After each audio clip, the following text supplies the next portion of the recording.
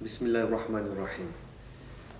Donc c'est avec beaucoup de plaisir que je vais commencer cette chronique sur la vie du prophète Mohammed sallallahu alayhi wa sallam pour l'association Donne-moi un signe pour nos frères et nos sœurs musulmans et dans l'humanité qui seraient malentendants. Donc c'est des cours qui sont spécifiques aux malentendants qu'Allah subhanahu wa ta'ala me facilite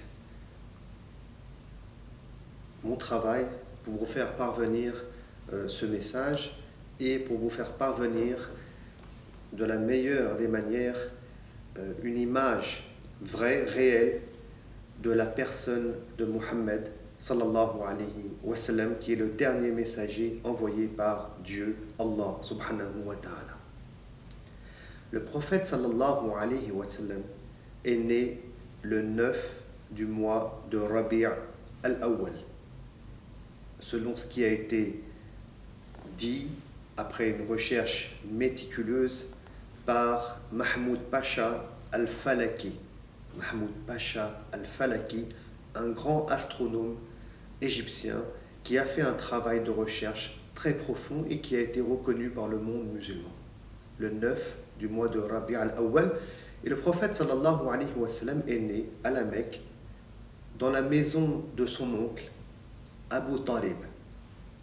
La Mecque qui se trouve, comme vous le savez, dans la péninsule arabique.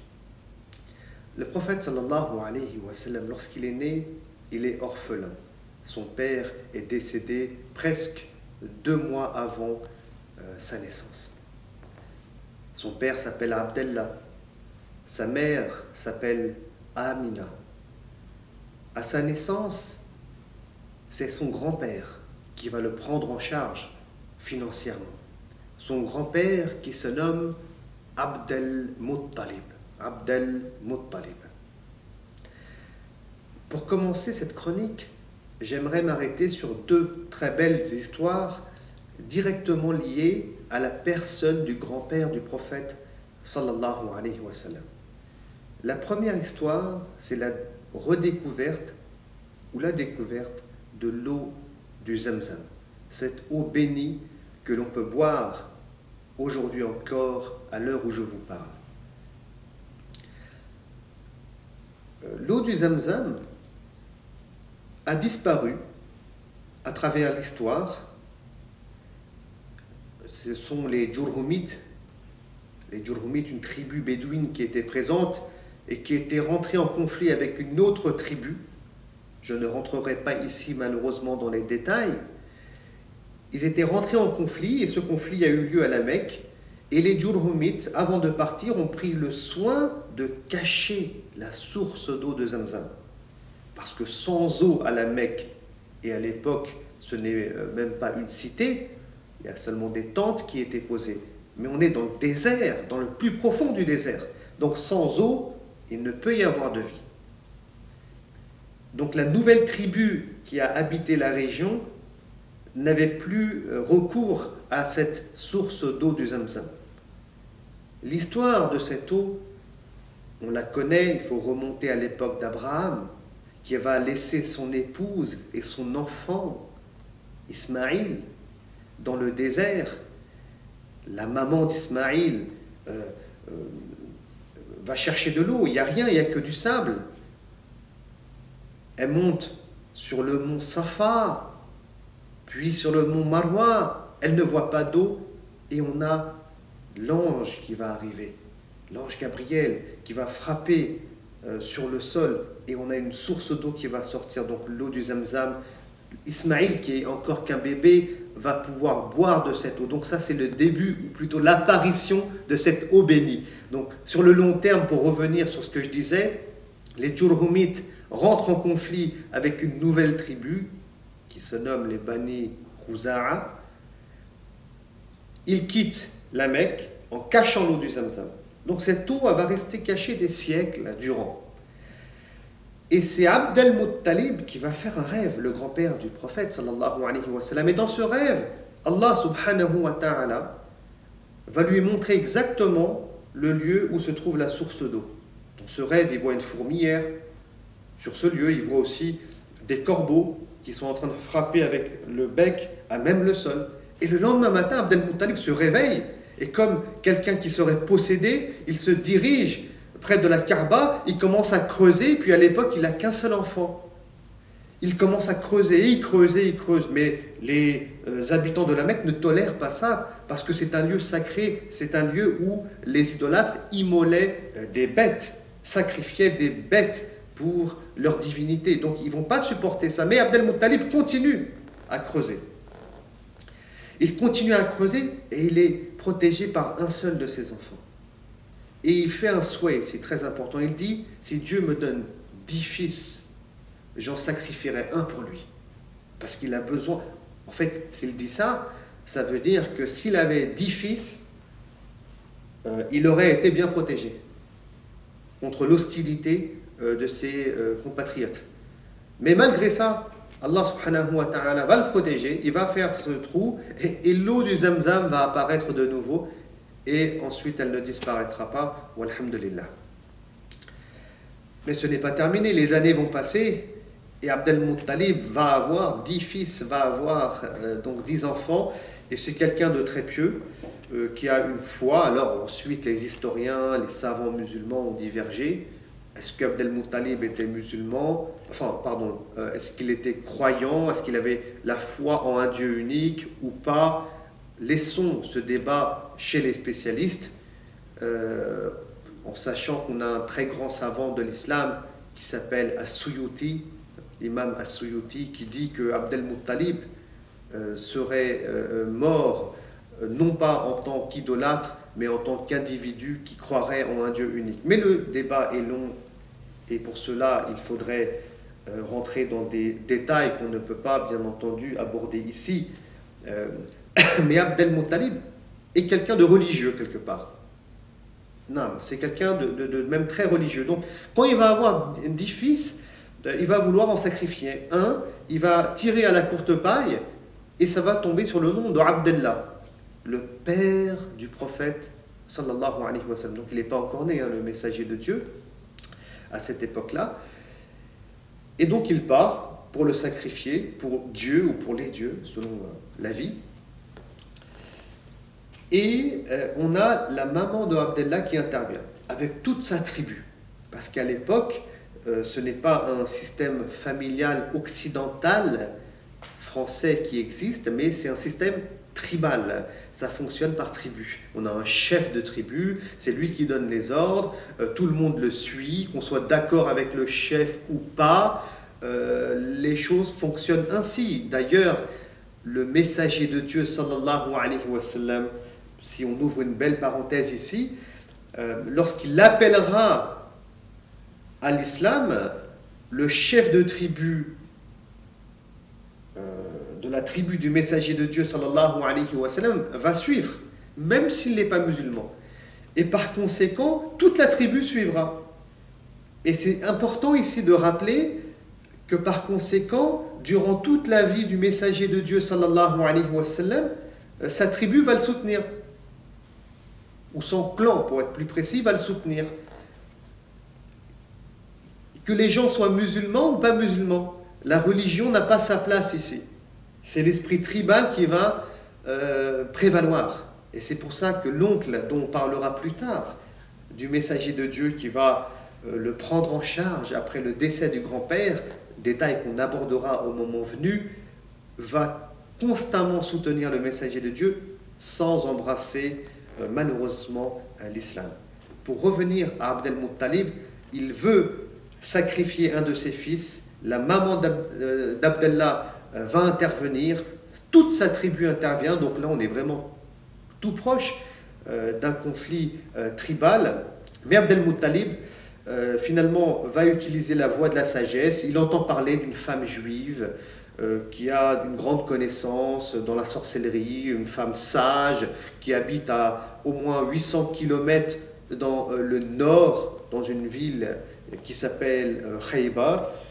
Et elle pourrait apporter une solution à cette problématique. Donc c'est ce qu'il va faire Abd al-Muttalib. Il va voir cette dame qui va lui dire, voilà, tu retires au sort, si c'est le nom de Abdallah qui revient, du père du messager de Dieu, et ben tu sacrifies à la place 10 chameaux.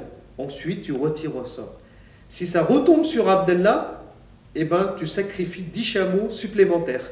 Et ainsi de suite, jusqu'à que tu tombes sur le nom d'un autre de tes enfants.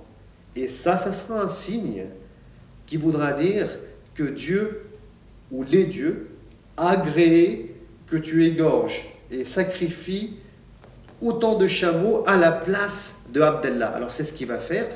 Il revient à la Mecque, il tire au sort, ça tombe sur Abdallah. Donc il va mettre 10 chameaux de côté. Il retire au sort encore une fois sur Abdallah. Et ainsi de suite. 10 fois de suite, ça va tomber sur le nom de Abdallah. La 11e fois, ça sera le nom d'un autre de ses enfants. Et par conséquent, on va égorger 100 chameaux au lieu de sacrifier Abdallah. Abdallah, plus tard, va mourir. Le nom du prophète, le père, pardon, du prophète sallallahu alayhi wa sallam. Le grand-père pensait que son fils Abdallah aurait un avenir exceptionnel, puisque Dieu l'avait préservé de cette mort certaine. Et par conséquent, lorsque le père du messager de Dieu meurt, Abd al-Muttalib, le grand-père, va être convaincu qu'il était dans l'erreur et qu'en réalité, Dieu avait préservé Abdallah parce que l'enfant Muhammad devait naître.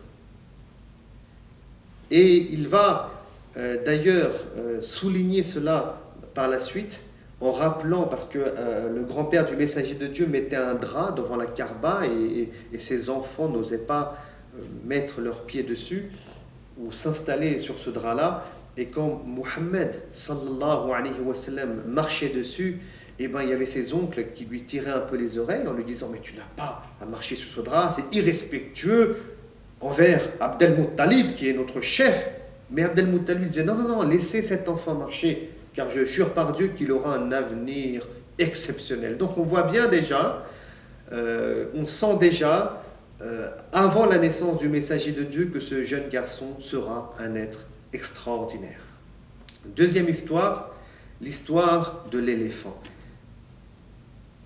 Donc, je disais que le prophète sallallahu alayhi wa sallam est né le 9 du mois de Rabi' al-Awwal, l'année de l'éléphant.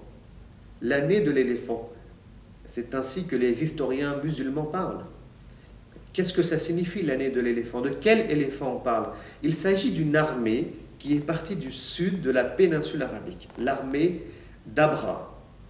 Donc ce sont des gens qui sont à l'origine chrétiens. Et Abra va fonder une grande cathédrale qui s'appelle Koulais au Yémen. Et il va vouloir orienter tous les Arabes en direction donc de sa cathédrale. Parce qu'il faut savoir, et là ça se passe, cet événement se passe environ 2 mois avant la naissance du prophète, sallallahu alayhi wa sallam, mais ce qu'il faut retenir, c'est que les Arabes avaient pour centre la Mecque. Là-bas on a un grand temple avec 350 idoles qui sont adorées. Et tous les Arabes qui sont majoritairement bédouins et nomades aussi, ils allaient faire leur pèlerinage à la Mecque. Pèlerinage qui avait été transformé à cause de la venue de l'idolâtrie et qui va être retouché totalement par le prophète sallallahu alayhi wa sallam pour revenir au pèlerinage comme il a été institué par Abraham, donc Ibrahim alayhi salam. Alors donc, Abraham veut détruire la Kaaba, ramener les Arabes donc vers le Yémen et les amener à embrasser le christianisme. Donc il part avec une grande armée. Et à la tête de cette armée, il y a un grand éléphant qui s'appelle Mahmoud. Et lorsqu'ils vont arriver dans la banlieue mécoise, Allah subhanahu wa ta'ala, pour préserver le temple sacré de la Mecque, et surtout pour préserver la future mission du messager de Dieu sallallahu alayhi wa sallam qui va naître 2 mois après. La mission commence du messager de Dieu lorsqu'il a 40 ans. Avant, il ne sait même pas qu'il va devenir prophète. Il va le découvrir, le prophète sallallahu alayhi wa sallam. Donc tout ça, ça se prépare Allah subhanahu wa ta'ala est en train de préparer la Mecque, il est en train de préparer un contexte politique, social, économique, culturel, tout simplement parce qu'on a le Coran qui doit être révélé avec un message aussi bien éthique que politique, que religieux. Enfin bref, ce message coranique doit perdurer sur le temps.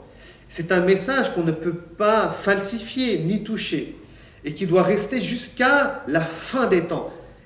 Donc c'est un grand challenge humain, mais comme là c'est la révélation de Dieu, il faut prendre en considération l'aspect miraculeux du Coran, du livre de Dieu. Un livre qu'on ne peut toucher ni falsifier jusqu'à la fin des temps et qui doit répondre aux interrogations des hommes jusqu'à la fin des temps et qui est révélé dans un contexte spécifique.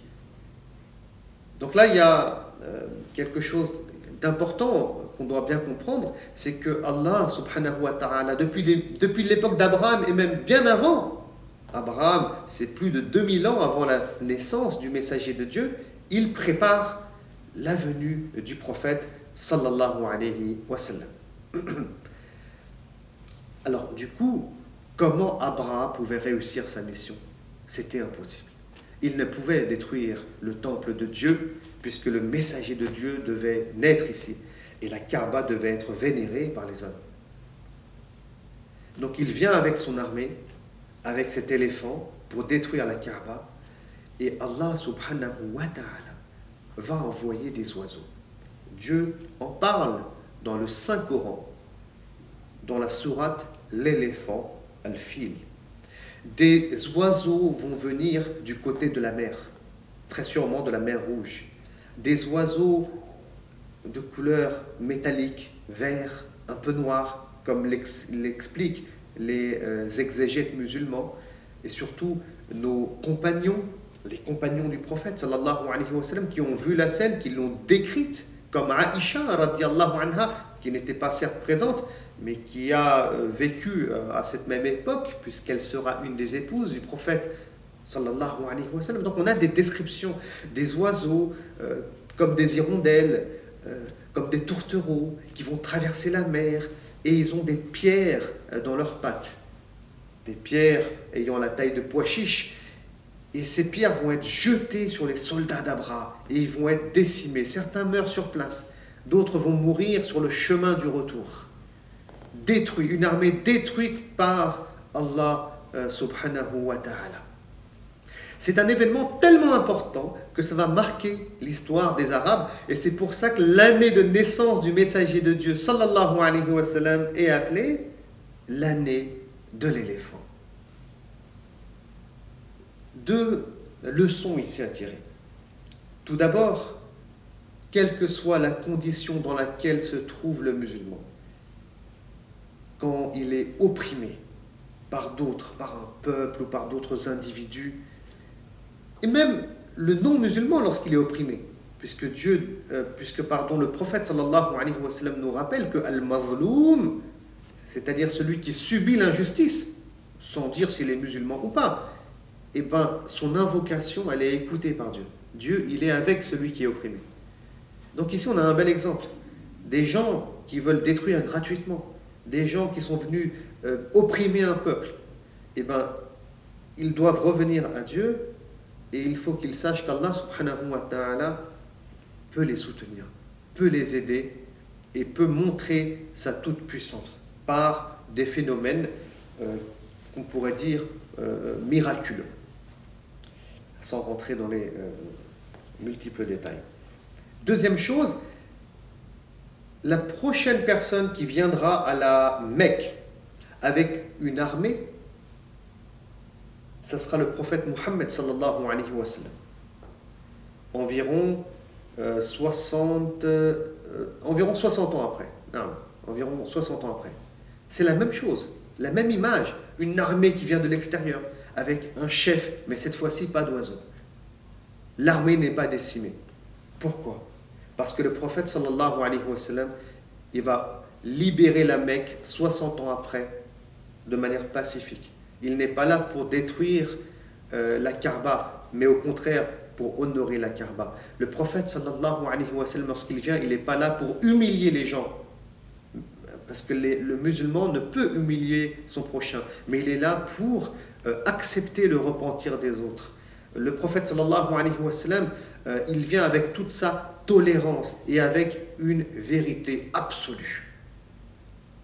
Donc là, il y a une grande différence à noter, c'est que le tyran et l'oppresseur est puni et balayé par Dieu, alors que celui qui vient avec des bonnes intentions, qui vient libérer les gens, qui vient avec sa tolérance et sa générosité, lui, il est accueilli favorablement par Allah subhanahu wa ta'ala, et que donc Dieu nous donne une saine compréhension de notre religion. Et je vous dis à très bientôt, Inch'Allah, pour une prochaine chronique, pour un prochain épisode sur la vie du noble messager, sallallahu alayhi wa sallam. Salam alaikum.